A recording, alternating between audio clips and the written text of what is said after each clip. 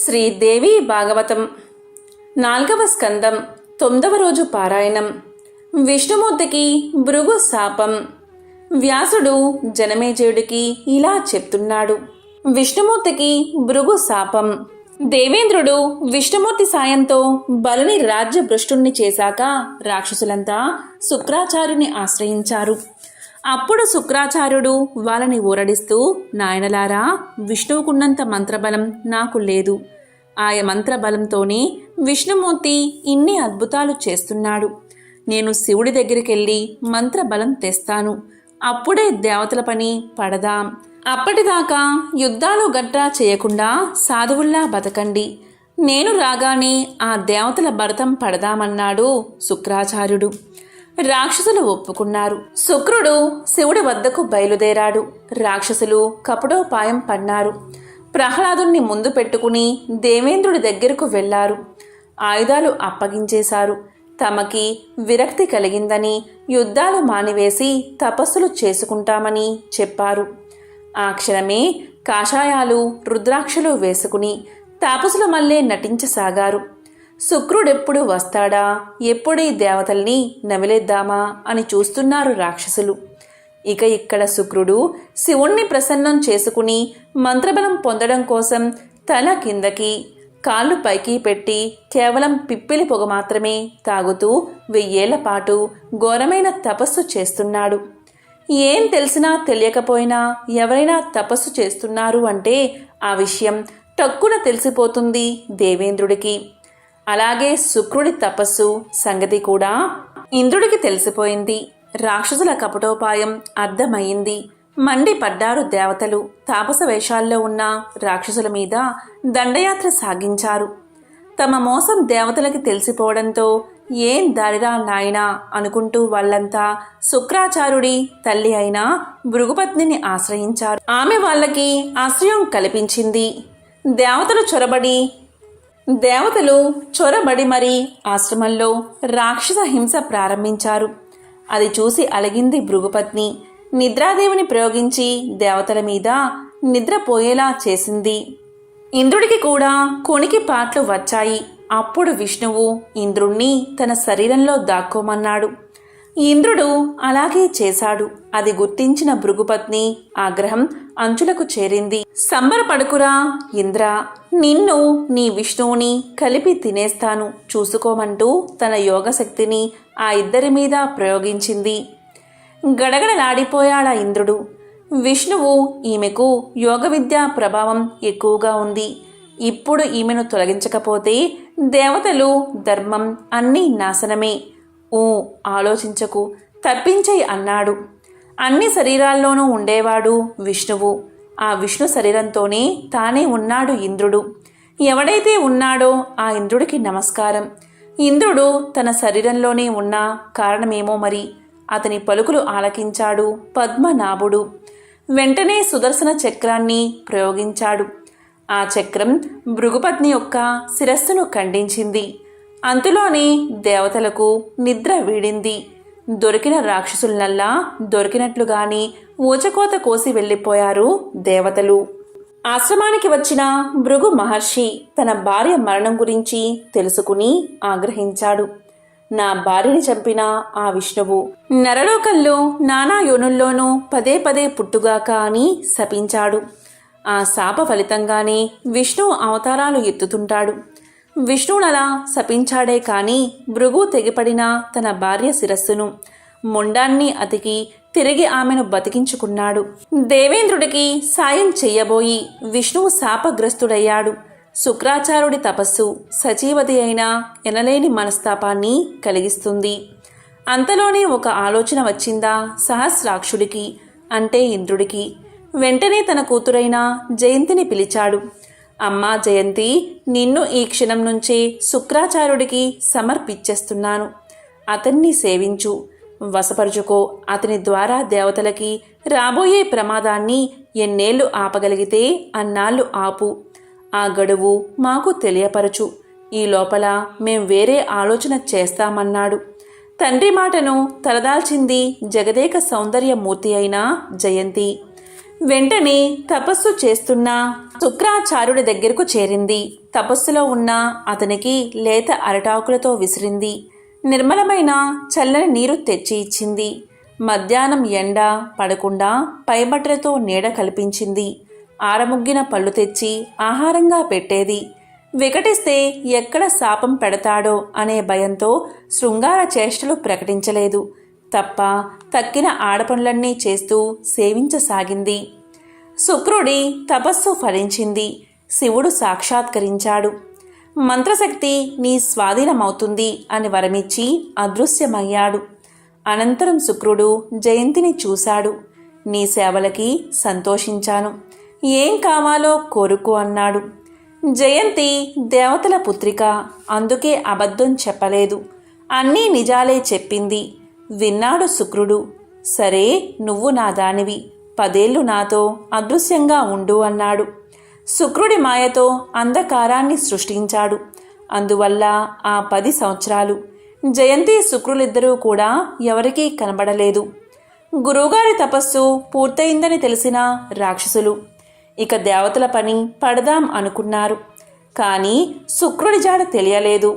వాగ్దానం ప్రకారం 10 ఏళ్ల దాకా శుక్రుడు కామంలో మునిగిపోయి ఉంటాడని తెలిసిన దేవేంద్రుడు మరో ఎత్తు వేశాడు.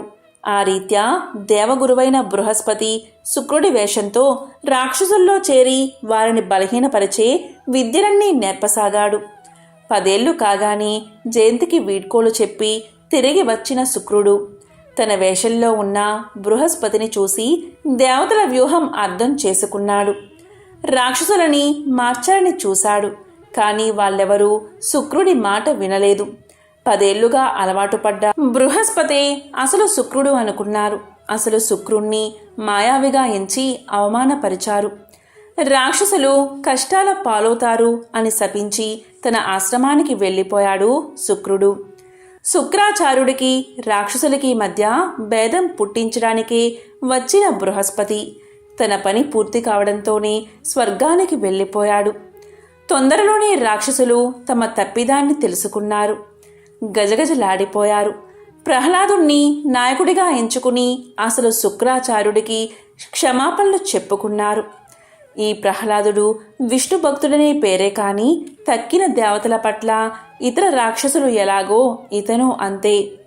వీరుడైన ప్రహ్లాదుడున్నాడు. మంత్రవేత్తవి నువ్వున్నావు, మాకేం భయం, దేవతల సంగతి తేల్చేస్తామన్నారు రాక్షసులు. శుక్రుడి కౌశల్యంతో ప్రహ్లాదుడు సేనాధిపతిగా రాక్షస సేన దేవతలపై దండెత్తింది. శుక్రాచార్యుడి యుద్ధ తంత్రం ముందు నిలబడ్డం కష్టమైపోయింది దేవతలకి. బృహస్పతి సలహాతో పరాశక్తిని ప్రార్థించారు. దేవతలు పరాశక్తి ప్రత్యక్షమైంది. ఆమె 4 చేతుల శంఖ చక్ర గద పద్మాలు ఉన్నాయి. సింహం మీద కూర్చుని ఉంది ఆ అమ్మ. దేవతలకు అభయమిచ్చి రాక్షసుల వైపు సాగిందామె. ఆమెను చూడగానే ప్రాణాల మీద ఆశలు వదులుకున్నారు రాక్షసులు. సందర్భం ఎరిగిన ప్రహ్లాదుడు అమ్మవారికి దన్నం పెట్టేశాడు. రాక్షసుల అందరి చేత కూడా దన్నం పెట్టించాడు. వారి ప్రార్థన కూడా వింది పరాశక్తి. అందువల్ల వాళ్ళని చంపలేదు. మీరు పాతాళానికి వెళ్ళిపోండి, అలా కాని పక్షంలో మన మధ్య యుద్ధం తప్పదు అని చెప్పేసింది. బతుకుంటే బలిసాకు తినొచ్చు అనే సామెతతో వాళ్ళు పాతాళానికి పరిగెత్తారు. భృగు శాపం వల్ల విష్ణువు ఏ అవతారాలు ఎత్తాడు అని అడిగాడు జనమేజయుడు. ధర్ముడికి నరనారాయణులుగా అవతరించాడు. తరువాత అత్రి మహాముని భార్య అనసూయ కోరికపై బ్రహ్మచంద్రుడిగాను, శివుడు దూర్వాసుడిగాను, విష్ణువు దత్తాత్రేయుడుగాను పుట్టారు. తర్వాత హిరణ్యకశ్యపుణ్ణి చంపేందుకు సగం మనిషి సగం సింహంగా నరసింహ అవతారమెత్తాడు. ఆ పైన బలిని అణగదొక్కేందుకు వామనుడయ్యాడు. క్షత్రియ గుత్తాధిపత్యాన్ని అణచిన పరశురాముడు కూడా విష్ణు అవతారమే.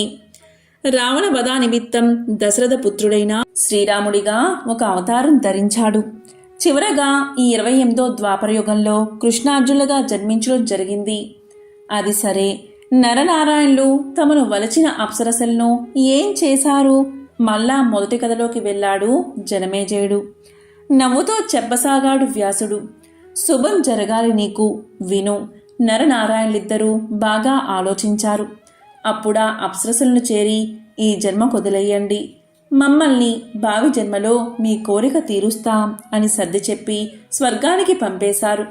అనంతరం కాలవసాన వాళ్లే కృష్ణార్జునులై పుట్టారు. పరమ పవిత్రమైనది శ్రీకృష్ణ చరిత్రం. శ్రద్ధగా విను, చెబుతాను అంటూ వ్యాసుడు ఇలా చెప్పడం మొదలుపెట్టాడు. ఒకనాడు పాపభారం భరించలేని భూమి గోరూపంలో దేవతల వద్దకు వచ్చి తన గోడు చెప్పుకుంది. ఇంద్రుడు బ్రహ్మ కలిసి పరాశక్తిని ప్రార్థించమన్నారు. త్రికరణ శుద్ధిగా ప్రార్థించారు. అంబ పలికింది. కరుణాపూరితమైన వాక్కులతో ఇలా అంది: భూమి, దిగులు పడకు. దేవతలంతా వారి వారి అంశలతో యాదవులుగా జన్మిస్తారు. అదితే కశ్యపులు శాపగ్రస్తులై జన్మించి ఉన్నారు. భృగు శాపగ్రస్తుడై విష్ణువు వారి గర్భవాసాన జన్మిస్తాడు. ఇక మీరు నిశ్చింతగా ఉండండి. నిమిత్త మాత్రంగా జన్మించిన వీరి ద్వారా నేను దుష్ట రాక్షసవల్ని, పాపాత్ముల్ని చంపేస్తాను. అంతా తమ ప్రయోజకత్వమేనని గర్వించే యాదవ కులాన్ని కూడా బ్రాహ్మణ శాప రూపంలో తుద ముట్టించేస్తాను. నువ్వు నిర్భయంగా ఉండు అని చెప్పింది. అందరూ నిశ్చింతంగా ఎవరిదారిన వారు వెళ్ళిపోయారు. తత్ఫలితమే కృష్ణావతారం. శ్రద్ధగా విను. చాలా కాలం పూర్వం మధురని ఉగ్రసేనుడు సూరసేన దేశాన్ని వసుదేవుడు పాలించేవారు. ఈ వసుదేవుడే శాపగ్రస్తుడైన కశ్యపుడు. ఉగ్రసేనుడి తమ్ముడు దేవకుడు శాపవసాన అదితి అతని కూతురై పుట్టింది. దేవకుడి కూతురు కనుక ఆమెను దేవకి అనేవారు. దేవకి వసుదేవులకు వివాహం జరిపారు పెద్దలు. పెళ్లి కాగానే ఆకాశవాణి ఇలా పలికింది: దేవకి అష్టమ గర్భమే నీకు మృత్యువు అని చెప్పింది. దాంతో కంసుడు కోపంతో ఊగిపోయాడు. దేవకిని చంపబోయాడు. వసుదేవుడు అడ్డుపడ్డాడు. కంసుణ్ణి జయించడం కష్టమని అతనికి తెలుసు. అందుకే కంస, ఆమె సంతానమే కదా నీకు మరణహేతువు. అందుచేత ఆమెకు పుట్టే పిల్లలందరినీ నీకు అప్పగిస్తాను. ఇప్పటికి వదిలే అన్నాడు. ఆ మాట కంసుడికి సబబుగానే అనిపించడంతో దేవకిని వదిలేశాడు. దేవకి గర్భం దాల్చింది. తొలిచూలు కొడుకును కంది. వసుదేవుడా బిడ్డ కంసుడికి అప్పగించాడు. ఇది దేవకి తొలి సంతానం, నీ ఇష్టం అన్నాడు. అతని సత్య ప్రవర్తనకు కంసుడు చలించాడు. బావా, దేవకి యొక్క అష్టమ గర్భం ఒకటే నాకు మృత్యువు. ఈ బిడ్డ నాకెందుకు, నువ్వే తీసుకుపో అనేశాడు కంసుడు. కంసుడికి ధన్యవాదాలు చెబుతూ శిశువును తీసుకువెళ్ళిపోయాడు. ఇది జరిగిన కొద్ది కాలానికి నారదుడు వచ్చాడు కంసుడి దగ్గరికి. కంస, దేవకి గర్భంలో విష్ణువు పుడతాడు. నిన్ను చంపేస్తాడు. అష్టమ గర్భం అని నువ్వు కలవరిస్తున్నావు. నీకు లెక్కలు రావేమో. పైగా దేవతలు చాలా తెలివైన వాళ్ళు. లెక్కల ప్రకారం చూస్తే అన్ని అష్టమ గర్భాలే అవుతాయి అని నూరు పోశాడు. దాంతో కంసుడు వెంటనే దేవకి తొలిబిడ్డని రప్పించాడు. కస్సును నరికేశాడు. అలా వరుసగా 6 బిడ్డల్ని చంపేశాడు. దేవకి 7వ గర్భంలో శేషుడు అవతరించాడు. యోగమాయ ఆ శేషుణ్ణి దేవకి గర్భంలోంచి రోహిణి గర్భంలోకి చేర్చింది. దేవకికి 5వ నెలలో గర్భపాతం జరిగింది. ఒక శత్రువు పుట్టకుండానే పోయాడు అని కంసుడు సంతోషించాడు. రోహిణికి నెల తప్పగానే దేవకి వసుదేవులు ఆనందించారు. కానీ వట్టి మూర్ఖుడు ఆ కంసుడు రోహిణి సంతానాన్ని కూడా చంపేస్తాడేమో అని భయపడ్డారు వాళ్ళు. ఆ భయంతోనే వసుదేవుడు రోహిణిని తన మిత్రుడైన నందుని ఇంటికి రేపళ్లకు తరలించాడు. గోకులంలోని నందుని ఇంటని ఆమె శేషాంశుడైన బలరాముణ్ణి ప్రసవించింది. 8వ గర్భం నిలిచింది దేవకికి. అదే నారాయణుడు. దేవ కార్యార్థమై భగవతి అయిన యోగమాయ రేపల్లెలో నందుని భార్య అయిన యశోదా గర్భంలో ప్రవేశించింది. దేవకి అష్టమ గర్భం నిలిచిందని తెలియగానే ప్రాణ భయంతో కంసుడు ఆ దంపతుల్ని చెరసాలలో పెట్టాడు. అది శ్రావణమాసం, కృష్ణపక్షం, అష్టమి తిథి. కంసుడి మనసులో లేదు. పుట్టబోయేవాడే నాకు మృత్యువట. ఆ దేవకి వసుదేవుల గదిని శ్రద్ధగా కాపలా కాయండి. తూనీగైనా లోపలికి పోకూడదు అంటూ అందరికీ అవసరమైనవన్నీ హెచ్చరికలు చేసి ఆయుధాలు ఇచ్చి కాపలాకు పంపాడు. సేవకులు కూడా స్వామి భక్తితో అత్యంత శ్రద్ధతో గస్తీ కాస్తున్నారు. అది చూసి జడుసుకుంది దేవకి. మెల్లగా వసుదేవుడితో ఇలా పలికింది. నంద దంపతులు మన కుటుంబ మిత్రులు అయినందువల్ల నందుడి భార్య అయిన యశోదతో ఒక ఒప్పందం చేసుకున్నాను. ఆ ప్రకారం నా బిడ్డని తాను పెంచుతానని, అవసరమనుకుంటే నా అష్టమ గర్భస్థానంలో తన బిడ్డని బలి పెట్టగలనని ఆమె చెప్పింది. కానీ కంసుడు ఇంత కట్టుదిట్టం చేశాక ఇక మన అష్టమ గర్భాన్ని మనం కాపాడుకోగలమనే ఆశ పోతుంది నాకు. ప్రసవకాలం చేరువవుతుంది, అటు తిరుగు. ఆమె చెప్పినట్లే చేశాడు వసుదేవుడు. దేవకి ప్రసవించింది, కొడుకే పుట్టాడు. ఆ కొడుకుని చేతిలోకి తీసుకుని అతని తేజస్సుకు ఆశ్చర్యపోయాడు వసుదేవుడు. ఇంతలో వినిపించింది శూన్యవాణి. ఈ శిశువును గోకులం చేర్చు, కాపలా వాళ్ళని నిద్రలో ముంచాను, 8 ద్వారాలను తెరచి ఉంచాను. ఈ బిడ్డని అక్కడ ఉంచి అక్కడ యశోదా శిశువుని ఇక్కడికి పట్టుకురా అని పలికింది. వసుదేవుడి సంకెళ్ళు తెగిపడిపోయాయి. బిడ్డనెత్తుకుని తెరుచుకున్న ద్వారాలలోంచి గబగబా బయటికి వచ్చాడు వసుదేవుడు. యమునా తీరం చేరాడు. యమున పొంగు మీద ఉంది. అయినా తెగించి బిడ్డను తలదాల్చి తాను యమునలో దిగాడు వసుదేవుడు. యోగమాయ శక్తి వల్ల నదిలో ఎంత నడిచినా నడుమలోతే ఉంది నీరు. వసుదేవుడు గోకులం చేరాడు. అప్పుడే యశోద గర్భాన జన్మించింది యోగమాయ. భగవతి దాది రూపంలో వచ్చి ఆ బిడ్డను అతని చేతిలో ఉంచి అతని బిడ్డను తీసుకుని యశోద పక్కలో పడుకోబెట్టింది. ఆ స్త్రీ శిశువుతో వసుదేవుడు తిరిగి చెరసాల చేరాడు. ఆ స్త్రీ శిశువు ఏడవడం ఆరంభించింది. ఆ ఏడుపుకి కావలివాళ్లు మేల్కొన్నారు. పసికందుని చూశారు. ఆత్రంగా పరిగెత్తి దేవకి అష్టమ గర్భాన ఆడపిల్ల పుట్టింది అని చెప్పారు. ఆశ్చర్యపోయాడు కంసుడు. అయినా ఇదంతా విష్ణుమాయ అనుకున్నాడు. ఆ విష్ణువు పిరికి పందే, అందుకే ఆడరూపంలో పుట్టి ఉంటాడులే అనుకున్నాడు. ఆకాశవాణి నారదుడు చెప్పిన మాటలు అతనిలో జీర్ణించుకుపోయాయి.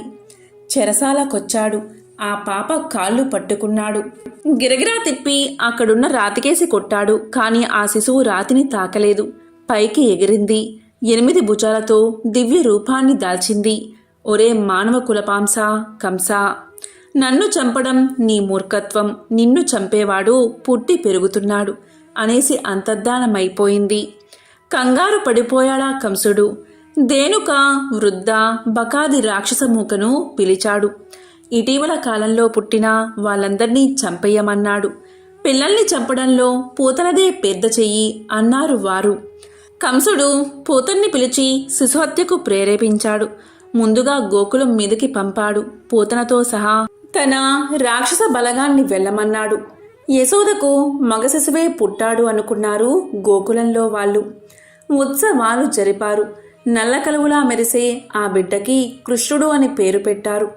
కంసుడి ఆజ్ఞ ప్రకారం శిశుహత్య నిమిత్తం గోకులం వచ్చింది పూతన. శిశురూపంలోనే కృష్ణుడు ఆమెని దేను, వత్స, పైలంబాదుల్ని చంపేశాడు. గోవర్ధన పర్వతాన్ని చిటికిన వేలుతో ఎత్తాడు. చివరికి కంసుడు ఎన్నో ఆశలు పెట్టుకున్నా కేసి అనేవాడు కూడా కృష్ణుడి చేతిలో కైలాసానికి పోయాడు. కంసుడికి భయం పుట్టుకొచ్చింది. నిస్సందేహంగా కృష్ణుడే తన మృత్యువు అనుకున్నాడు. కృష్ణుణ్ణి మధురకు పిలిచి ఇక్కడే మట్టుబెట్టాలి అనుకున్నాడు కంసుడు. అక్రూరుణ్ణి గోకులానికి పంపాడు. బలరామకృష్ణులిద్దరూ మధుర వచ్చారు. కంసుడి దగ్గరుండే చాణూర ముష్టికులు అనే మల్లయోధుల్ని చంపేశారు. కృష్ణుడు కంసుడిని చంపేశాడు. తన తల్లిదండ్రుల్ని, తాతగారి వాళ్ళని కారాగారం నుంచి విడిపించాడు. కంసుడి మామ జరాసంధుడు అల్లుడి మరణం విని బాధపడ్డాడు. మధురపై దండెత్తాడు. కృష్ణుడు తన బుద్ధి బలంతో అతన్ని ఓడించాడు. అలా ఒకసారి కాదు 17 సార్లు మధుర మీదకి దాడి చేశాడు జరాసంధుడు. అన్నిసార్లు ఓడించాడు కృష్ణుడు. 18వ జరాసంధుడు కాళయపనుడు అనే రాక్షసుడి సాయం కోరాడు. ఇద్దరూ కలిసి మధురపై దండెత్తారు. వాళ్ళిద్దరినీ ఏకకాలంలో జయించడం కష్టం అని కనిపెట్టాడు కృష్ణుడు. సముద్ర తీరాన రైవతక పర్వత ప్రాంతంలో ఉన్న ద్వారకకు వలసి వెళ్ళిపోదామన్నాడు యాదవులతో. ఆయన మాటకు తిరుగేముంది అంతా కలిసి మధురను వదిలి ద్వారకకు చేరారు. కాలయవనుడు దండు విడిచేసరికి నిర్జనంగా ఉంది మధుర. అందర్నీ ద్వారకలో దింపి తాను ఒంటరిగా మధురకు వచ్చి కాలయవనుడికి కనిపించాడు కృష్ణుడు. కాని ఆ కాలయవనుడు తనని చూడగానే కృష్ణుడు పరిగెత్తడం ప్రారంభించాడు. కాలయవనుడు ఆయన్ని తరుముతూ పరిగెత్తాడు. చివరికి ముచికుందుడు నిద్రపోతున్నా గుహలోకి దూరాడు కృష్ణుడు. కాలయవనుడు కూడా అందులో లోపలికి వెళ్ళగానే కాలయవనుడికి యోగ నిద్రలో ఉన్న ముచికుందుడు కనిపించాడు. అదేదో కృష్ణుడి మారువేషం అనుకున్న కాలయవనుడు ముచికుందుణ్ణి ఒక్క తాపు తన్నాడు. ఆ తాపుతో ముచికుందుడి యోగనిద్ర చెదిరింది. కళ్ళు తెరిచాడు. తపోనిద్రలో ఉన్న అతను కళ్ళు తెరవగానే ఆ చూపులకి కాలయవనుడు కాలి బూడిదైపోయాడు. తన చేతులకు తడి కాకుండా తన శత్రువుని ఓడించడంలో మేధావి అయిన కృష్ణుడు విదర్భ రాకుమార్తె రుక్మిణిని ఎత్తుకొచ్చి పెళ్లాడాడు.